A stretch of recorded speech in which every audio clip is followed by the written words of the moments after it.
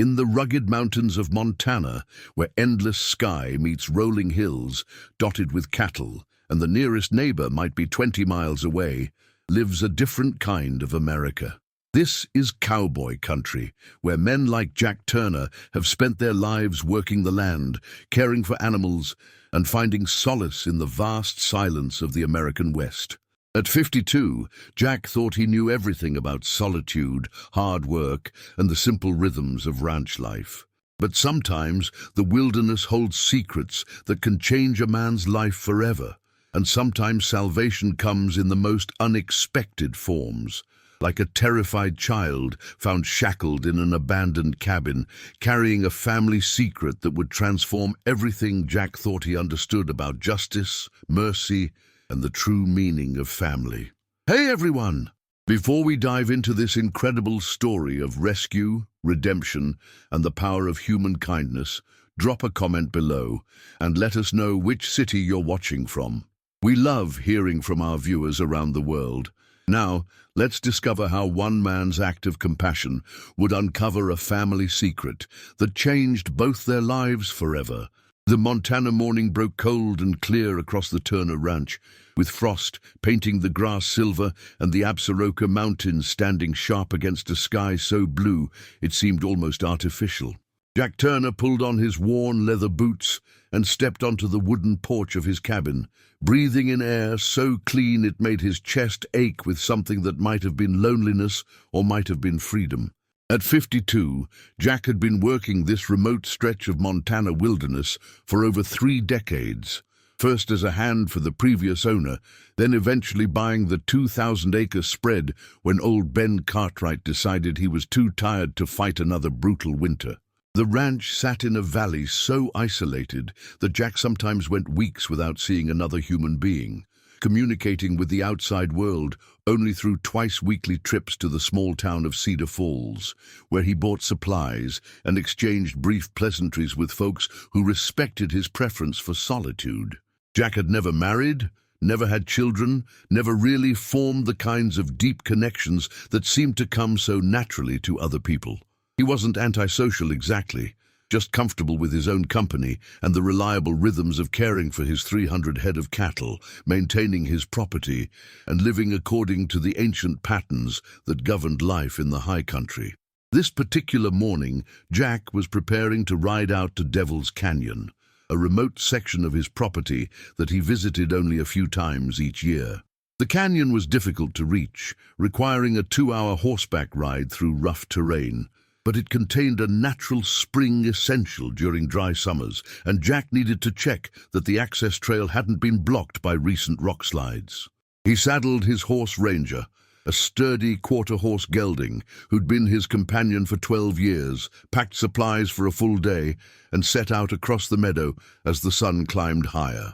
The ride to Devil's Canyon took him through some of the most spectacular country in North America. Rolling hills covered with native grasses, stands of aspen trees, and rock formations carved by wind and water over millions of years. Jack had ridden this country so many times he could navigate it blindfolded, but he never tired of the views or the sense of being completely alone in a landscape that stretched endlessly in all directions.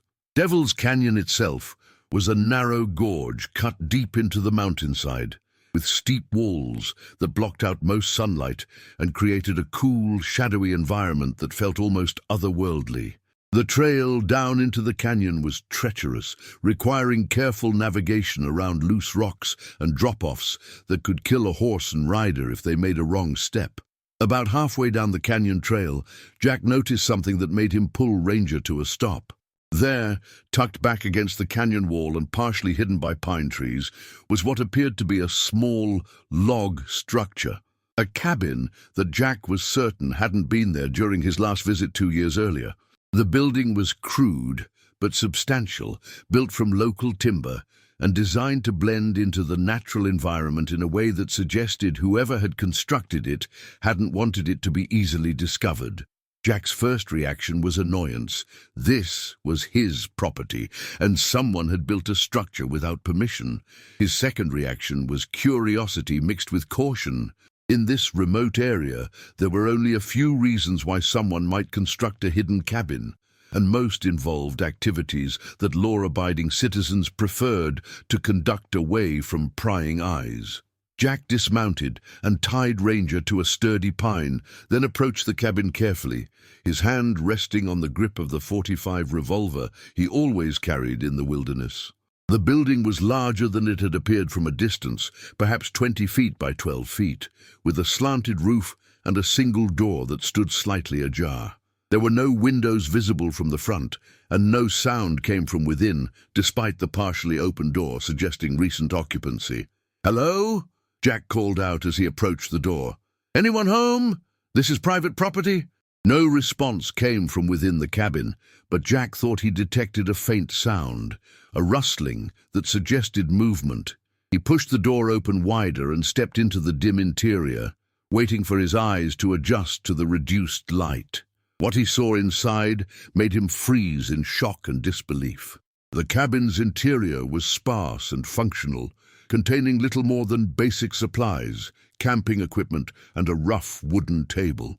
But in the far corner of the single room, Jack saw something that made his blood run cold, and his hands begin to shake with rage and protective instinct. A boy, perhaps 10 or 12 years old, was sitting on the floor with his back against the wall. His clothes were dirty and torn, his hair was matted and unkempt, and his face was thin and pale in a way that suggested malnutrition. But what made Jack's heart pound with fury was the fact that the child's ankle was secured to an iron ring bolted into the cabin wall, connected by a heavy chain that allowed him to move only a few feet in any direction. The boy looked up at Jack with eyes wide with terror, clearly expecting violence from this large stranger who had suddenly appeared in his prison. Jack could see that the child was trembling, whether from cold or fear or both, and the sight of such obvious suffering triggered something deep in Jack's protective instincts that overrode his natural caution. "Jesus Christ," Jack whispered, holstering his weapon and dropping to his knees beside the boy. "What did they do to you, son?" The child didn't respond verbally, but Jack could see intelligence and awareness in his eyes, along with a wariness that suggested he had learned not to trust adults who claimed to want to help. Jack's first priority was getting the boy free from the chain that held him prisoner, and he quickly examined the restraint system to determine the best way to remove it without causing additional harm. The chain was secured with a heavy padlock that would require either a key or cutting tools to remove. The iron ring was bolted solidly into the log wall, and the shackle around the boy's ankle was locked, but appeared to be lined with leather to prevent the metal from cutting into his skin, a detail that suggested whoever had imprisoned the child had intended for the restraint to be worn for an extended period. "I'm going to get you out of here," Jack told the boy in the gentlest voice he could manage while fighting to control his rage. "My name is Jack Turner, and I own this land. I'm not going to hurt you, and I'm not going to let anyone else hurt you either. But I need to go back to my horse to get some tools to cut this chain off your leg. Will you be okay if I leave you for just a few minutes?" The boy nodded slightly, and Jack could see a flicker of hope beginning to replace some of the terror in his expression. Jack squeezed the child's shoulder gently, then hurried back to where he had left Ranger tied to the pine tree. Among the supplies he always carried were heavy-duty bolt cutters, originally intended for dealing with damaged fences, but perfectly adequate for breaking the chain that held the boy prisoner. When Jack returned to the cabin with the tools, he found the boy sitting in exactly the same position, as if he were afraid to move or make any sound that might attract unwanted attention. Jack worked quickly and carefully to position the bolt cutters around one of the chain links, then applied steady pressure until the metal snapped with a sharp crack that echoed through the small cabin. "There you go, son," Jack said as the boy rubbed his freed ankle and looked at Jack with an expression of disbelief and gratitude that nearly brought tears to the rancher's eyes. "You're free now. Nobody's going to chain you up again, I promise you that."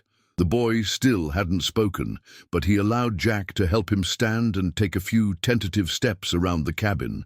Jack could see that the child was weak and unsteady, probably from spending extended time in restraints and possibly from inadequate nutrition. He also noticed that the boy's clothes, while dirty and damaged, were of good quality and had probably been expensive when new, a detail that suggested this wasn't a case of simple neglect or poverty. "Can you tell me your name?" Jack asked gently, as he offered the boy a water bottle from his pack. "And do you know who brought you here?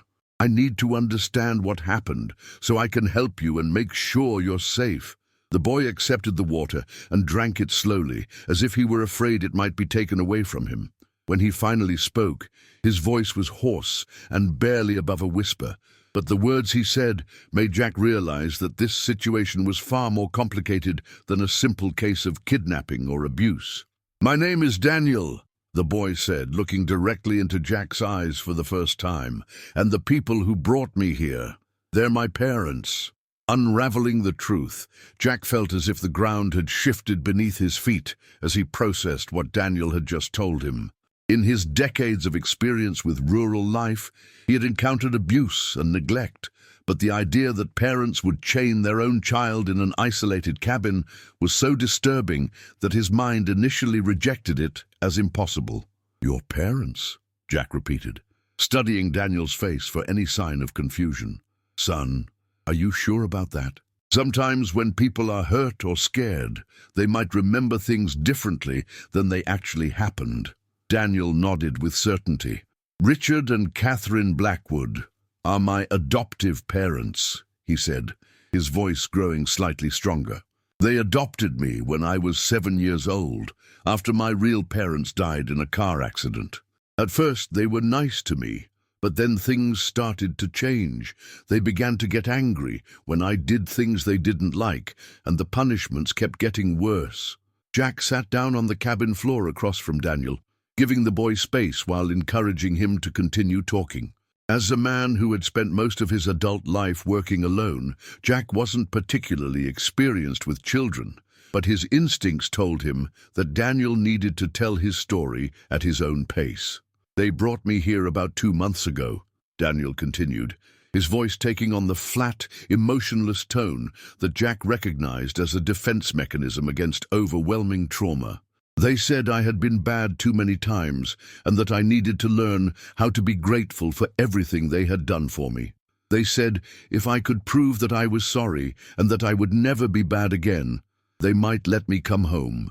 The casual way Daniel described what amounted to imprisonment and psychological torture made Jack's hands clench into fists, but he forced himself to remain calm and supportive while the boy continued his account. "They would come to check on me every few days," Daniel said. "They would bring food and water, and sometimes they would ask me questions about whether I was ready to be a good son. But I guess my answers were never right because they never took me home. And then about a week ago, they stopped coming entirely." Jack felt a chill as he realized what Daniel was telling him. The boy had been abandoned in this remote location, chained up and left to die slowly from starvation and exposure. If Jack hadn't decided to check on the spring in Devil's Canyon, Daniel might have remained undiscovered until it was far too late. "Daniel, I need you to listen to me very carefully," Jack said, leaning forward and speaking in the most reassuring tone he could manage. "What your adoptive parents did to you is not your fault, and it's not normal punishment. No child deserves to be treated that way, no matter what they might have done. You're not bad, and you don't need to earn the right to be treated with basic human decency." Daniel looked at Jack with surprise, as if the idea that he wasn't responsible for his own abuse was completely new. "But they said I was ungrateful," he said. "They said I didn't appreciate everything they had done for me, and that I needed to learn respect." Jack had to take a deep breath before he trusted himself to respond without frightening Daniel. "Daniel, adoptive parents are supposed to love and protect their children, just like biological parents. They're supposed to provide food, shelter, safety, and guidance. They're not supposed to chain children up in remote cabins as punishment." As Jack spoke, he was also thinking about the practical implications of what Daniel had told him. If the boy was telling the truth, and Jack had no reason to doubt him, then Richard and Catherine Blackwood had committed serious felonies, including child abuse, unlawful imprisonment, and possibly attempted murder. But they were also Daniel's legal guardians, which created complex legal questions about what Jack should do next. "Daniel, do you know where your adoptive parents live?" Jack asked. "And do you know if they have other children, or if there are other adults who might be looking for you?" Daniel shook his head. "They never let me know our address or phone number. They said I didn't need to know those things because I would never be allowed to leave the house alone, and they don't have other children. They said they adopted me because they thought they wanted a child, but then they decided I was too much trouble." Jack felt his heart breaking for this boy who had clearly been systematically isolated and psychologically manipulated.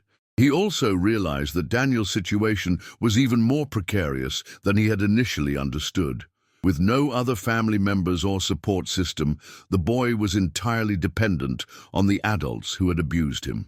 "All right, Daniel," Jack said, standing up and extending his hand to help the boy to his feet. "The first thing we need to do is get you out of this canyon and back to my ranch, where you can get cleaned up, have a proper meal, and rest in safety while we figure out what to do next. Can you ride a horse?" Daniel looked uncertain. "I've never ridden a horse before," he admitted.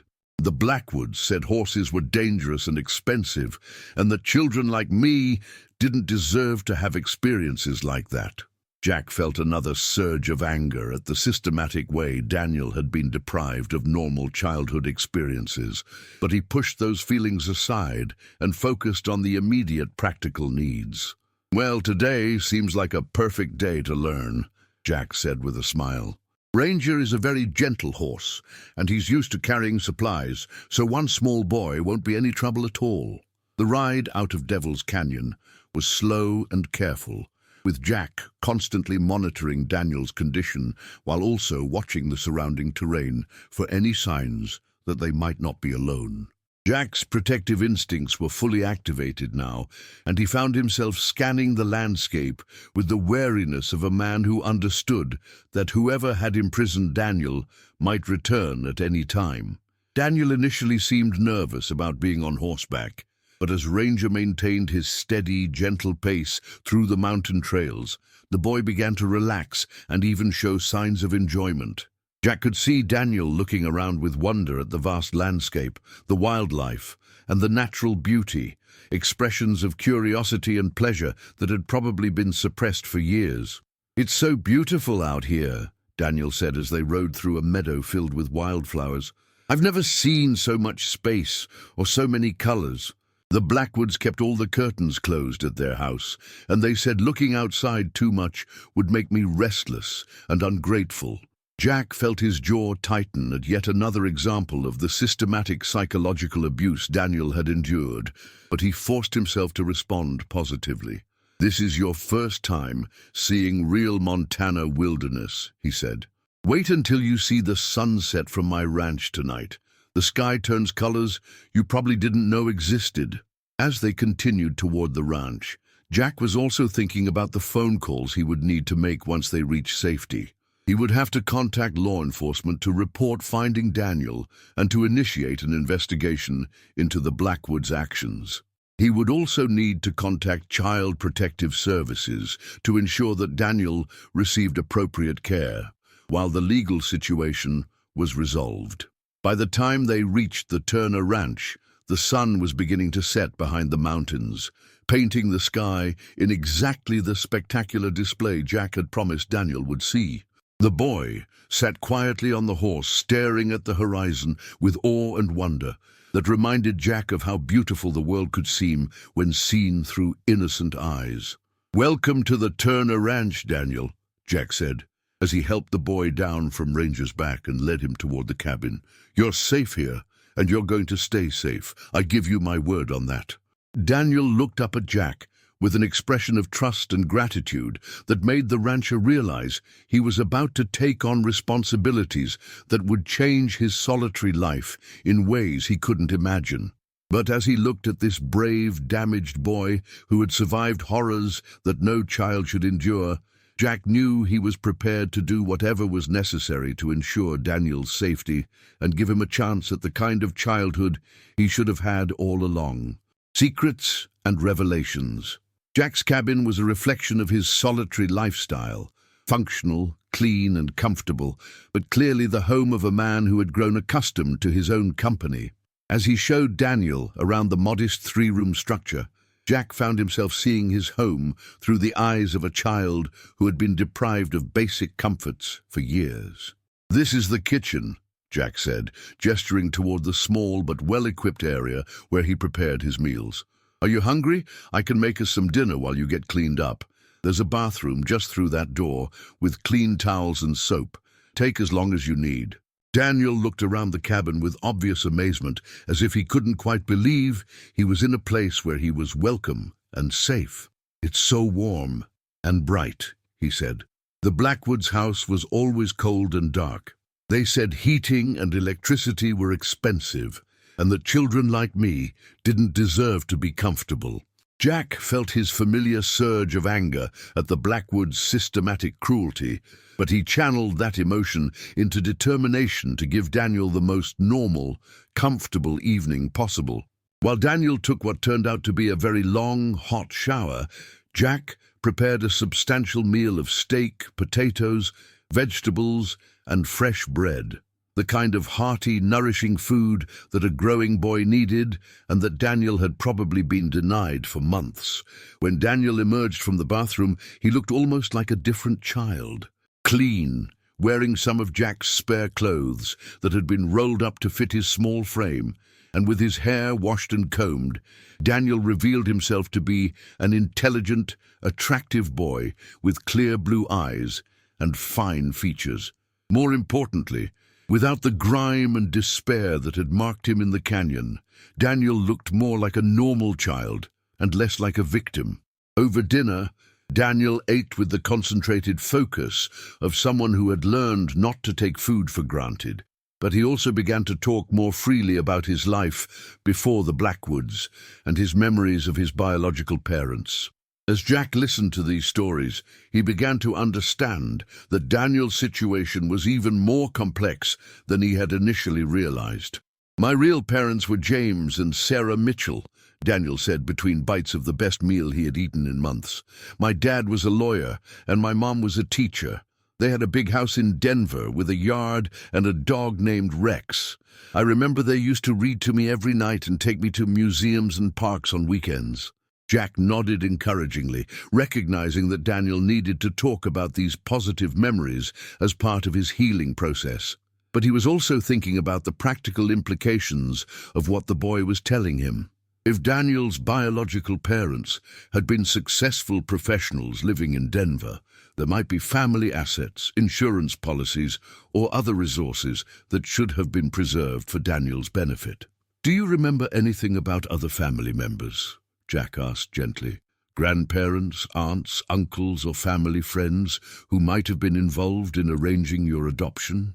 Daniel's expression grew thoughtful. "I think my mom had a sister who lived far away. I remember getting birthday cards from someone named Aunt Lisa, but the Blackwoods threw them away and said I wasn't allowed to have contact with people from my old life. They said it would make me confused and ungrateful." As Daniel continued to share his memories, Jack realized that the Blackwoods had systematically isolated the boy from any connections to his biological family or his past life. This wasn't just abuse.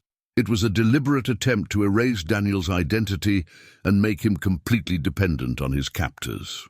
After dinner, Jack settled Daniel on the couch with blankets and pillows, creating a comfortable space where the boy could rest while they talked about what would happen next. Jack had been dreading this conversation, knowing that Daniel would need to understand the legal and practical realities of his situation. "Daniel, I need to talk to you about some important things," Jack said, sitting in a chair across from the couch. "Tomorrow, I'm going to need to make some phone calls to people who can help us make sure you're safe and that the Blackwoods can never hurt you again. That means talking to the police and to people from Child Protective Services." Daniel's expression immediately grew fearful. "Are you going to send me back to them? They told me that if I ever tried to run away or tell anyone about our family business, they would make sure I got punished even worse." Jack leaned forward, speaking in the most reassuring tone he could manage. "Daniel, listen to me very carefully. You are never going back to the Blackwoods. What they did to you was illegal, and they're going to go to prison for it. The people I'm going to call are on your side. Their job is to protect children and make sure you end up in a safe, loving home. Over the next hour, Jack explained the basics of how the legal system would handle Daniel's case, trying to prepare the boy for the interviews and examinations he would need to undergo, while also reassuring him that he would be protected throughout the process. Jack also promised that he would stay involved in Daniel's case and make sure the boy had an advocate. As they talked, Jack noticed that Daniel seemed to be holding back some information. There were pauses in his story and moments when his expression suggested he was deciding whether to share something important. Finally, as they were preparing for bedtime, Daniel looked at Jack with nervousness and resolve. "Mr.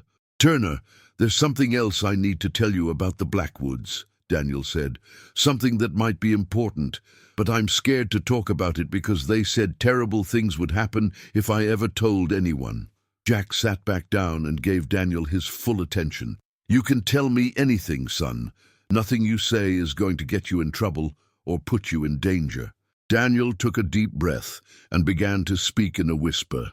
"The reason they adopted me wasn't because they wanted a child.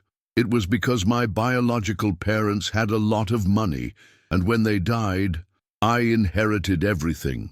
The Blackwoods became my legal guardians so they could control the money." Jack felt pieces of a puzzle beginning to fall into place as he realized that Daniel's situation involved not just abuse, but also financial kidnapping and fraud. "How much money are we talking about, Daniel?" "I don't know exactly, but I heard them talking about millions of dollars," Daniel said. "Life insurance, investments, the house in Denver, and other things I didn't understand. They said they had to keep me alive because if I died, the money would go to other relatives, but they didn't have to treat me well as long as no one found out." Jack realized that Daniel had just revealed the motive behind his imprisonment and abuse. The Blackwoods weren't just sadistic individuals who enjoyed hurting children. They were criminals who had systematically exploited Daniel's orphan status to steal his inheritance while keeping him isolated and under their control. "Daniel, this information is very important, and it's going to help make sure you get justice and get back what belongs to you," Jack said. "But I want you to know that regardless of the money, you have value as a person. You deserve love and safety and opportunities, not because of what you own, but because of who you are." As Daniel finally fell asleep on Jack's couch, wrapped in clean blankets and surrounded by the warmth and safety of the ranch house, Jack sat by the fire thinking about the responsibilities he had taken on and the challenges that lay ahead. He had found not just an abused child, but a victim of a complex criminal conspiracy that had stolen years of Daniel's childhood and millions of dollars of his inheritance. But Jack had also found something else, a brave, intelligent, resilient boy who had survived horrors that would have broken many adults and who still had the capacity to trust, to hope, and to believe in the possibility of a better future. Whatever legal battles lay ahead, Jack was determined to make sure Daniel got the chance to be a normal child and to grow up in an environment where his worth was measured not by his compliance or his inheritance, but by his inherent dignity as a human being. Justice and new beginnings. The next morning dawned clear and cold across the Turner Ranch, with the kind of crystalline mountain air that seemed to promise new possibilities and fresh starts. Jack woke early, as was his habit, but instead of heading out to check on his cattle, he found himself moving quietly around the cabin so as not to wake Daniel, who was still sleeping deeply on the couch, the first truly safe and comfortable rest the boy had experienced in months. Jack used the quiet morning hours to prepare for what he knew would be a series of difficult but necessary phone calls. He had spent much of the night thinking about the best way to handle Daniel's situation, and he had decided to contact his lawyer first to get advice on navigating the complex legal issues involved. Jim Morrison had been Jack's attorney for over 15 years, handling everything from property disputes to cattle sales. A former prosecutor who had moved to Montana to practice in a less hectic environment, Jim had both the legal expertise and practical experience to understand the implications of what Jack was about to tell him. "Jim, it's Jack Turner," he said when the lawyer answered his phone. "I need to talk to you about a serious situation involving a child who's been abused and possibly defrauded of a significant inheritance. Can you meet me at the ranch today?" Within 3 hours, Jim Morrison was sitting at Jack's kitchen table, listening with growing amazement and outrage as Jack and Daniel told their stories. As a former prosecutor, Jim had handled numerous child abuse cases, but the systematic nature of what the Blackwoods had done was among the most calculated and cruel schemes he had ever encountered. "Daniel, what you've been through is horrible. And I want you to know that the adults who did this to you are going to face serious legal consequences," Jim said, speaking directly to the boy. "But before we involve law enforcement and child protective services, we need to take some steps to protect your interests and make sure you have proper legal representation."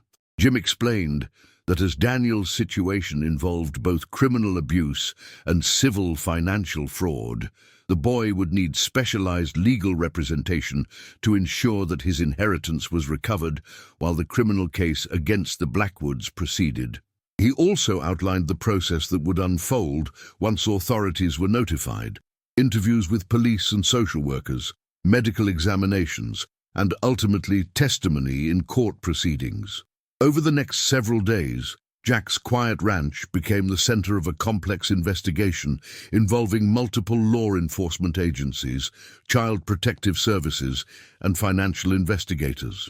FBI agents arrived to examine the cabin in Devil's Canyon and to begin tracking down the Blackwoods, who had apparently fled their home when they realized Daniel had been discovered.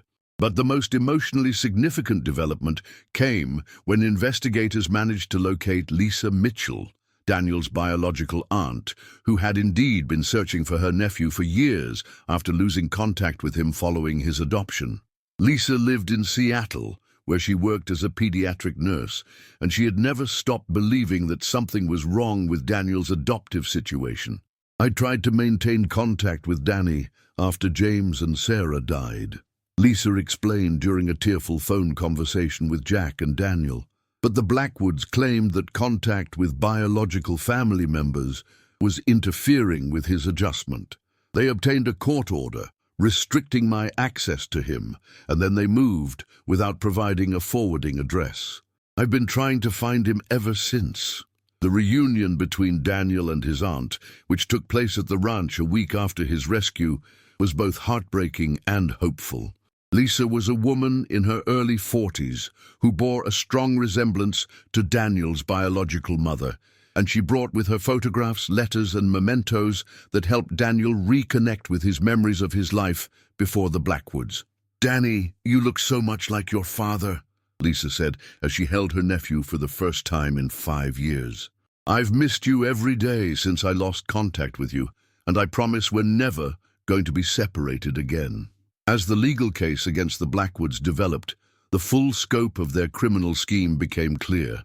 Investigation revealed that they had systematically embezzled nearly $2 million from Daniel's inheritance, using forged documents and fraudulent court filings to justify expenditures while actually spending the money on luxury items and real estate investments. The Blackwoods were eventually apprehended in Mexico, where they had fled with several $100,000 in cash. They were extradited to Montana to face charges including child abuse, unlawful imprisonment, and multiple counts of fraud. Both received lengthy prison sentences that ensured they would never again have the opportunity to harm children. The recovery of Daniel's inheritance proved to be a complex but ultimately successful process. Financial investigators were able to trace most of the stolen assets and recover the majority of the money that rightfully belonged to Daniel. When combined with the growth of legitimate investments, Daniel's inheritance had actually increased in value, ensuring he would have the resources necessary for education, medical care, and any opportunities he might want to pursue.